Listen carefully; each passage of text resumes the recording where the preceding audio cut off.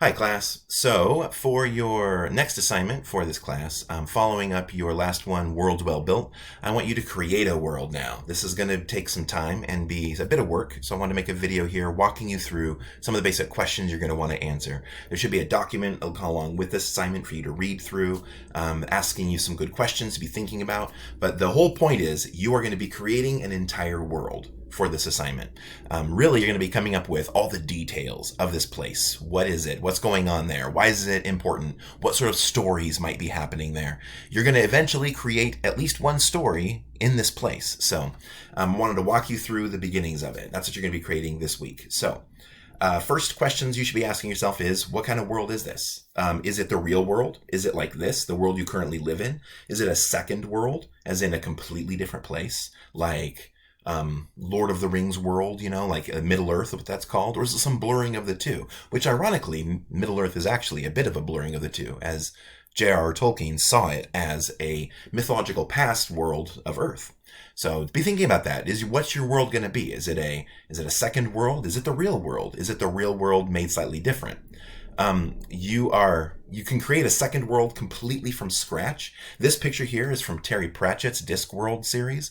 He made a mythological world where the world is literally flat. Flat earthers must have loved this, right? It's a disc. It's on the back of 4 elephants, on the back of a giant turtle flying through space.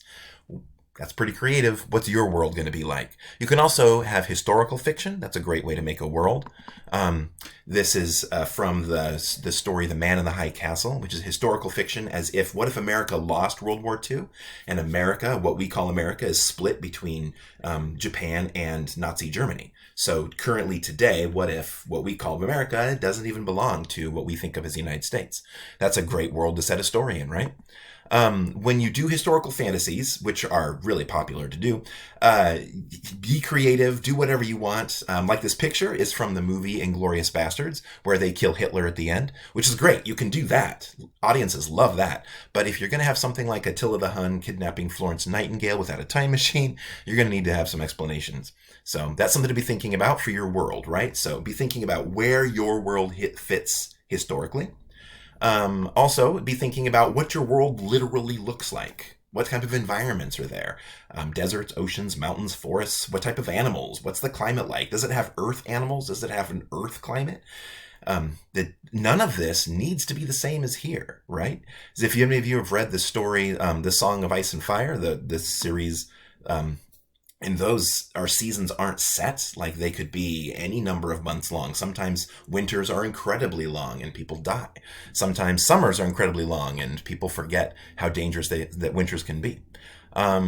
So you can also take inspiration from real countries, right? When you plan out your world. This picture is from a role-playing game that I played when I was in high school called Roadhogs. It was a Teenage Mutant Ninja Turtles post-apocalyptic game. And on this map, this is a map of the West Coast. You can see Sacramento right there. I loved this because I grew up on the West Coast, but there's lots of places that I knew. Reading was over there. I'm from Southern Oregon, so I knew lots of these places, but I love that they took this type of inspiration. Maybe where you could take inspiration from places you know. And then you need to do these next steps with your place, whatever world you come up with. First, number one is, as you populate your world with people, is be careful with tropes and stereotypes, right? Even the imaginary worlds of fantasy and science fiction have harmful stereotypes if we're not careful, right? So you need to be careful of those. H.P. Lovecraft is a famous science fiction fantasy author, and he is famously racist, unfortunately. He talks about the horrors of Oriental space in his book, in his story, The Shadows over Innsmouth. Or if you look at Mickey Rooney's representation in Breakfast at Tiffany's. It's unfortunate to see, right? So how do we avoid those? Well, you can invent new cultures, right? If you're going to use tropes and stereotypes, then make a brand new world if you're going to do that. I've watched people talk about how one thing they love about this story, Avatar: The Last Airbender, is that it's not planet Earth. So they took all of these different Asian cultures, but they aren't Asia. These aren't Asian countries. It's a different planet. That's a clever idea. I mentioned here at the bottom, you can also do what Japan does and use flat art, right? I'm not sure Americans get to use this because of our history of colonialism, but if you're not an American, you can use flat art. And that's where they use just the imagery of art. They don't use any of the deeper meanings of it. So like, take a look at this picture here. In anime, you'll see this a lot. This is the anime Evangelion. You see lots of Christian imagery here, right? Even the names of the three wise men. You see 666 up here. You see crosses. This is supposed to be Adam. None of that though. This here, this symbol, this is the what do you call that? Anyway, this is all mysticism, but none of it actually means that in the actual cartoon. It's just imagery. It's just to be pretty. So if you aren't from a colonial background, you can use this. Second thing is, are you going to invent an alien species for your world, right? Maybe you are. Think about that. Is it from space, from an alternate dimension, from the past or the future? Are they spiritual aliens? Are they unreal aliens? Are we the aliens? There's all sorts of options that you can have. There's another option is, the thing you want to come up with is a new slang or language with your people. So you might know this, but Elven for Lord of the Rings and Klingon from Star Trek are famously complete languages that you can learn. So that's amazing, right? Come up with that. Readers love that kind of stuff. There's a lot of other examples here I talk about. In the movie A Clockwork Orange, there's a dialect called Nasdat that they actually created for that movie. Joss Whedon's Firefly, they have a blend of Chinese and American with this Old West science fiction setup. In Cyberpunk, they mix English, Spanish, and Japanese for onomatopoeia. If any of you have played that game or seen the show, actually, there's a show now too. So that kind of stuff makes your worlds rich, right? So as you keep populating people, number 4, come up with your civilization's history, right? Civilizations are defined by their history.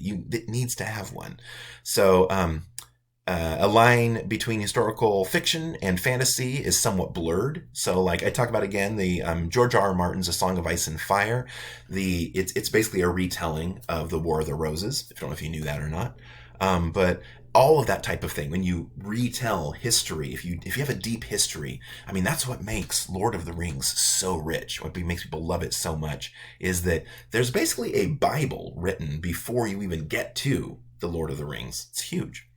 And then I think this is number 5 is speculate on history-altering moments. So what happened up till now, and how does that impact these characters, this culture, this world? How does it change things, right? Also, are you going to have technology? Are you going to have magic? What's the difference? Talk about that. We're going to talk about this more in the future, but right now when world building, are you going to have that in your world or not? We're going to talk about magic more later, a lot more in depth. And then this is deep, but are you going to distribute the resources with a working economy? I ask you, do you have to? Well, you at least need to determine, what do people consider valuable, right? Do people trade? Do they trade with money? What for? Why? I talk about the Star Trek problem. This picture here. So this is something that's bothered me since I was a kid. In Star Trek world, they don't have money. They make a big point about saying money doesn't exist. But also in the show, the characters are constantly playing poker. They're playing it for what? I've played poker without money. It's boring. So I'm not sure what's going on there. So the real question is, where do your characters fit in the financial pecking order? You need to know. You need to know what drives them, what motivates them, right? You need to determine your world's power structure. What's going on in the bigger world at hand, right? I talk about stuff here. I mean, we're going to get really big here, but like you can draw from reality. Like Philip Pullman's His Dark Materials talks about the conflict between the church and the secular world. You can talk about The Handmaid's Tale, which talks about the conflict between the church and the secular world. You can talk about Dune, which goes into far future and talks, Dune really goes into the world's power structure in Dune is insane. But yeah, I talk about American Gods here in the bottom. That's a fun book if you haven't read it, but what's the world power structure in there? Well, it's ancient gods fighting to actually have meaning and purpose in today's world. What's your world? What's going on? Who's fighting for power? Who has power? Who wants it? Yeah. All of this stuff, I want you to have decided at least to some degree, right? You need to know it. Even if you don't talk about it in your story, you need to know it. And then, what's this world about? So, stories set in other worlds have always actually been about the world we live in. And that's a secret here that I'm mentioning at the end, right? When you read a good science fiction or fantasy story, it's about another world, but really it's about us. We read stories about us. Some of the most enduring works of science fiction and fantasy are profound commentaries on human culture and, in particular, our relationship to power and powerlessness. So, even if your story takes place in a galaxy far, far away, always remember to ask yourself, what are you trying to say about society and the human condition? All right, sound good?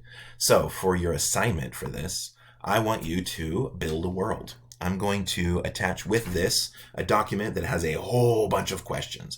I want you to answer as many of them as you can and flesh out a world. Give us a world description, and then we're going to move on from there. But that's your next assignment, and I hope this makes sense. And I wish I could be there with you in person, but I'm positive you're going to do a good job, and I'm excited to see what you guys come up with. Good luck.